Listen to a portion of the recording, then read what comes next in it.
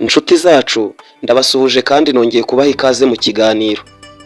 Buri muntu wese afite ubuzima abayeho mu buryo bwe, ariko akagira inshuti n'abanzi bagomba kubana nawe, bamwe bamugirira neza abandi nabo bamugirira nabi. Bigorana cyane iyo uwo wita inshuti ari we mwanzi wawe rutura wakwiyoberanyijemo, kuko aba ashobora kukurimbura isaha ku isaha. Dawidi yabivuzeho igihe inshuti ye magara yamuhemukiraga. Wabisanga muri Bibiliya, Zaburi ya 55 umurongo wa 13. Dawidi yaragize ati, si umwanzi wantutse mba narabashije kwihangana, cyangwa uwanyangaga si we wanyirase hejuru mba naramwihishe, ahubwo ni wowe, uwo duhwanye, uwo twagendanaga, inshuti yanjye y'amagara, twaganiraga tunezerewe, tukagendagendana n'iteraniro mu nzu y'Imana. Nibyo koko abanzi bawe bashobora kugutaba mu mwobo, ariko gusa icyo batazi bakabikora bahubutse, batabanje kumenya neza niba utari urubuto. Bakagutaba mu mwobo batazi ko uri urubuto, nyuma ukazamera ukagaruka urimo benshi cyane ba wowe, ubundi abanzi bawe bakumirwa. Iyi ni Cano mu Rwanashyaka Siriyake, mbahaye ikaze.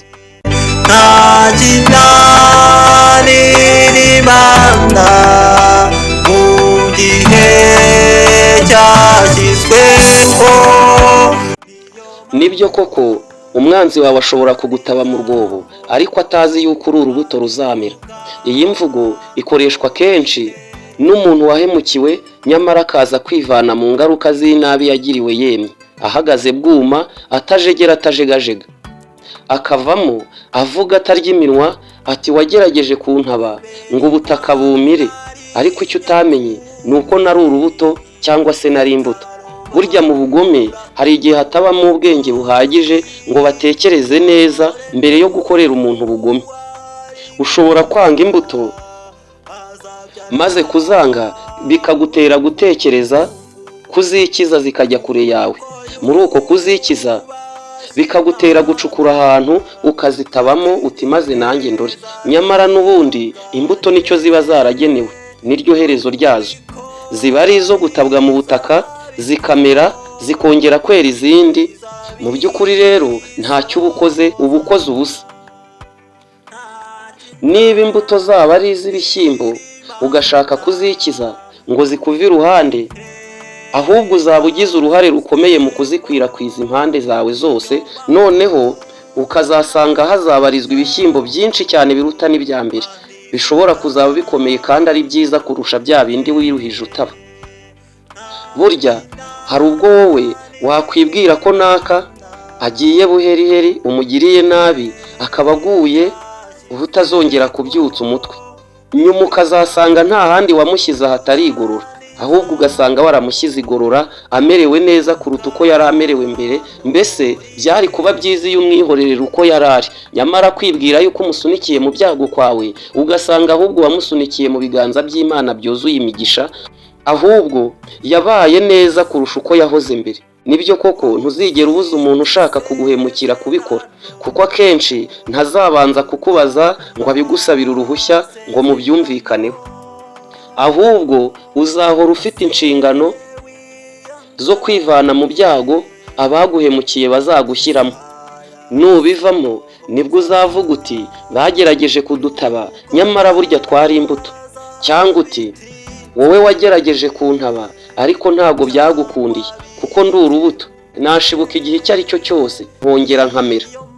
Nta n'icyo byakumariye muri make kunyigirizaho nkana kwawe, uko wabikoze kose ntacyo nabaye.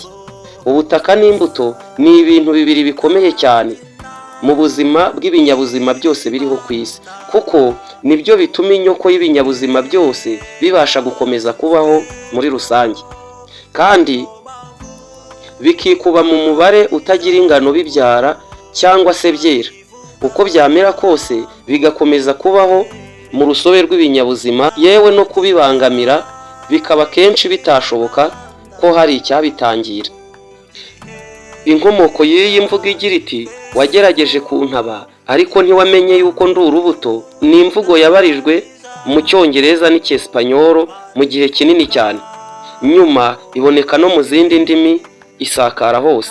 Uyu mugani cyangwa imvugo ni umugani ukomoka muri Amerika y'Amajyepfo. Ababivuze mu buryo buzwi neza ko ari bo babivuze mbere y'abandi ni Abanyamegizike. Bagiye babivuga hagati yabo nk'uko natwe tugira imigani yihariye y'Ikinyarwanda tuvugana hagati yacu. Gusa iyi mvugo yaje gusamirwa hejuru n'abantu batuye mu bice bitandukanye by'isi. Gusa yaje kwamamara cyane nyuma yo gusubirwamo mu mivugo y'umugereki witwa Dinos Christiapoulos ni mu mwaka w'1978. Yabishyize mu nyandiko ze zitwa The Body and the Wormwood. Abyandika yabyanditse mu rurimi rwe rw'Ikigereki, nyuma inyandiko ze ziza gusubirwa mu Cyongereza na Professor Nicholas Costis. Icyo yashakaga kuvuga Bwana Christiapoulos ni uko yandikaga igitabo bagenzi be b'abanditsi bakoraga uko bashoboye kose, maze aho agiye hose kugicapisha bakagikurayo cyangwa se bagakora uko bashoboye ngo kitazamenyekana. Baramurwanyije uko bashoboye kose ndetse bamurwanya igihe cyose, nyamara nawe ntiyacika intege, akomeza gushakashaka abandi bamufasha gusohora ibitabo bye ndetse n'inyandiko ze. Biza kurangira ahubwo benshi muri aba bagereki b'abanditsi ibitabo byabo ndetse nabo ubwabo batamenyekanye hanze y'Ubugereki. Nyamara ibitabo bya Christiapoulos biza kurangira ari byo bimenyekanye mu isi yose hatitawe ku bibazo byose bamushyizemo, ndetse bakanagambirira no kumukumira muri bagenzi be ngo n'ibitabo bye byo kumenyekana. Ariko ibyo byose akabirengaho, niko kugira ati ni iki mutakoze ngo muntabe? Icyo mutamenye burya nari urubuto. Guhera ubwo iyo mvugo yahindutse interuro yifashishijwe hose, maze mu gihe habaga hari uwabangamiwe na bagenzi be mu buryo budasanzwe nko kumuzimya burundu, cyane ko mu Kinyarwanda burya kuzima ni ugupfa naho kwaka ni ukubaho. Ni nayo mpamvu bakubaza bati ufite imyaka ingahe, burya baba bakubajije ngo umaze kwaka kangahe, kuko imyaka ni ikomorazina mvanshinga riva ku nshinga kwaka, kuko hari igihe mu rupfu uzazima bikarangira. Bityo rero hari ibikorwa abanzi bawe baba baragukoreye bikaba ari ibikorwa bibi, bagambiriye kugutaba koko burundu kugira ngo rwose utazegura n'umutwe. Twakwibaza ngo wowe wagambiriye kugutaba atyo nabikora koko uko yabiteganyije, ariko nawe nk'imbuto ukikusanyiriza neza munsi y'ubutaka mu byago bikomeye washyizwemo koko, maze ukabasha gupfupfunyuka muri bwa butaka ukagaruka, kandi ukagaruka bya byago bisa naho ntacyo byagutwaye, ukagarukana imbaraga zidasanzwe utahoranye mbere. Wa wundi wagushyizemo nimuhura azabigenza ate? Azerekeza hehe? Wowe uzamwitwaraho ute? Imyitwarire yawe izagenwa na kamere yawe usanganywe.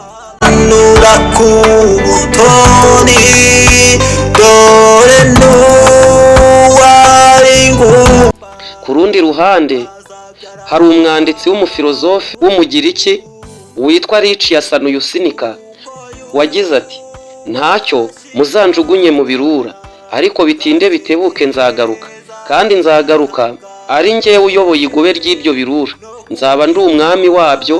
None mwe muzajya hehe nimba ibashumuriza ngo bibakanjakanje?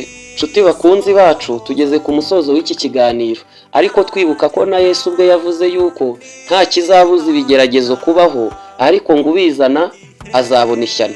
Bibaho, buri muntu wese afite urugamba arwana, kandi urwo ndwana si rwo wowe urwana. Niyo waba uri umwana mutoya, byanga bikunze uba ufite ibikubangamiye, kandi byinshi tubisunikirwamo na bagenzi bacu. Gusa dusaba Imana itugira imbuto, kuko igihe cyose, iminsi yo kubaho kwacu kose, tuzahora dufite uruhande duhanganye narwo kugeza igihe tuzapfira.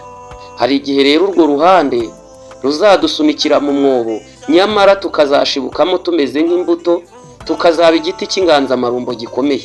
Imana y'amahoro ibahe umugisha. Ndabibutsa ko mwari mukurikiye Cano Murwanashyaka Siriyake. Shalom.